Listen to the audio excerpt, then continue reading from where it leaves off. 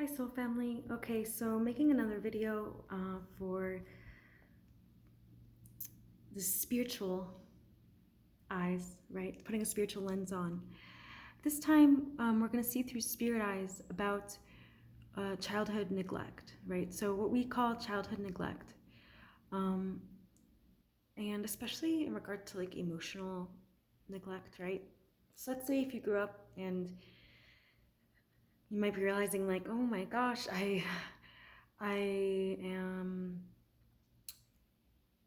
realized that I was conditioned to um, earn love, right? To perform, which was never really love in the first place, right? So you weren't loved for who you are. You weren't loved on a soul level.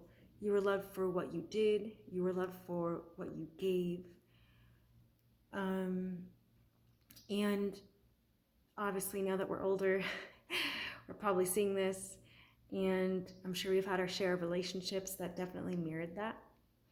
But then after spiritually awakening, right, it just gets deeper and deeper because the mirror, it's not merely psychological anymore. Like once we live in non-duality, now we actually get to be in the spiritual dimension and see things from the spiritual side.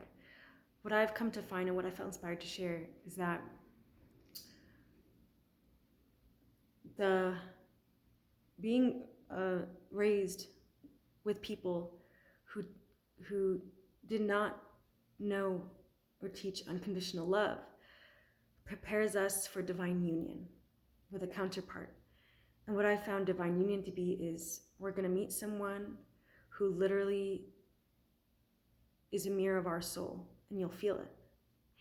And when you meet them, you'll notice certain things they say, things that happen, and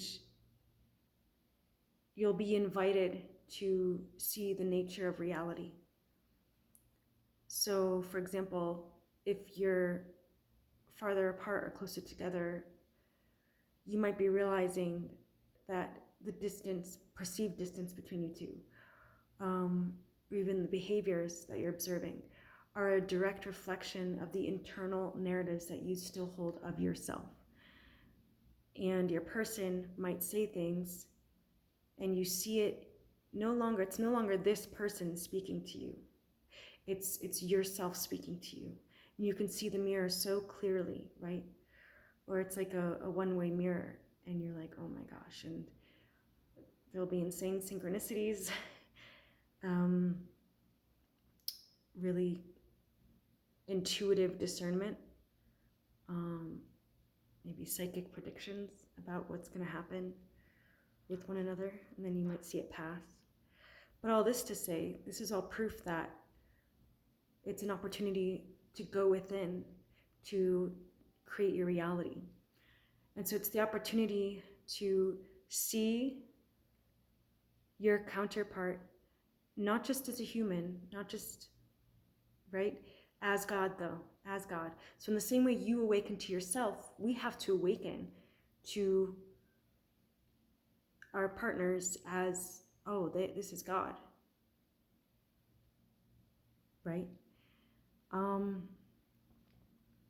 So I just wanted to share that. What I found is when this opportunity comes and we recognize that we are being invited to recognize the person in my reflection as God,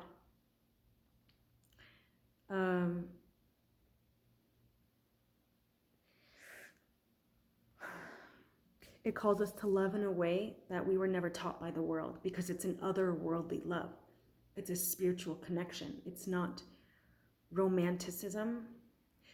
It's not ego. It's spiritual truth. So when you see contrast to what your heart feels as truth with this person, right?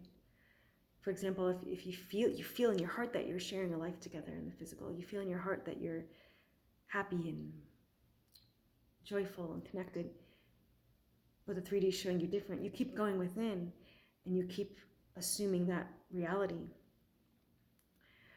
But it's going to call you more than just to do that, right? Because anyone can just use their imagination. If you go into your heart and see that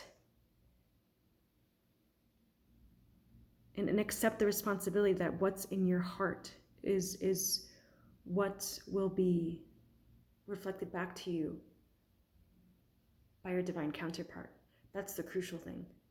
And so when we're neglected emotionally, it actually gives us the opportunity, or when we're younger, neglected emotionally, it's actually what I found is it prepared me, I'll just speak for myself, it prepared me to recognize my wholeness and completion, and forced myself to go within in such a way where that now, when I'm in front of this person, the mirror is so clear to me when I'm going to the other person for something outside of myself. And once we're realizing our godliness, once we're initiated into our godliness, we understand that when we keep going to things outside of us, especially to a person to give us anything we need, we are leaving our godliness. We are stepping back down into the physical realm and stepping off our pedestals as creators, and again identifying just as the illusion, right? We're getting sucked back in the samsara. So that's why it's so crucial. When you see that you're going to someone for anything for yourself, to meet your needs, or to meet perceived needs, to meet anything of the ego. For me personally, what I kept seeing is it's this codependency on the other person for clarity.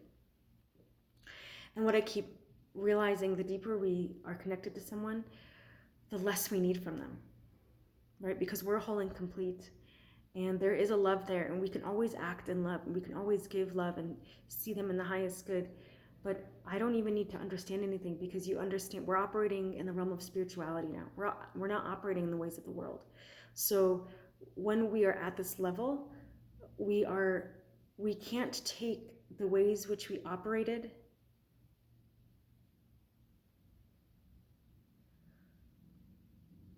we can't take the ways in which we operated in the world. We can't take that with us to the spiritual thing. If we want to stay in that spiritual plane, if we want to unite with our divine counterpart, if we want to keep being merged with our highest self and the highest selves of others,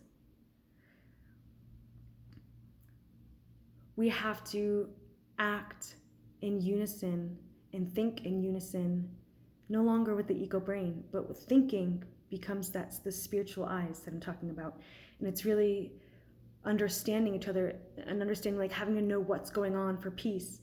That goes out the door, because we are peace, we are wholeness. So instead, we are asked to, or we are invited by our higher self to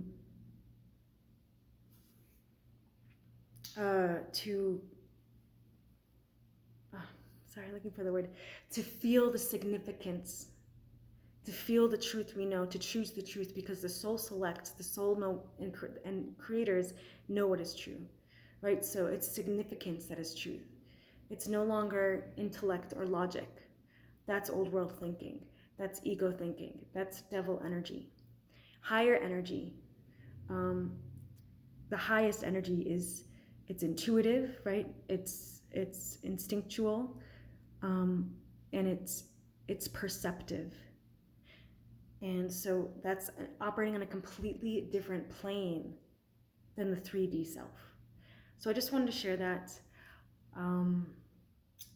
everything in your childhood is a path for your highest self, and it's showing you how to hold your light. So hope this helps someone, and let me know how it resonated with you. Thanks for watching.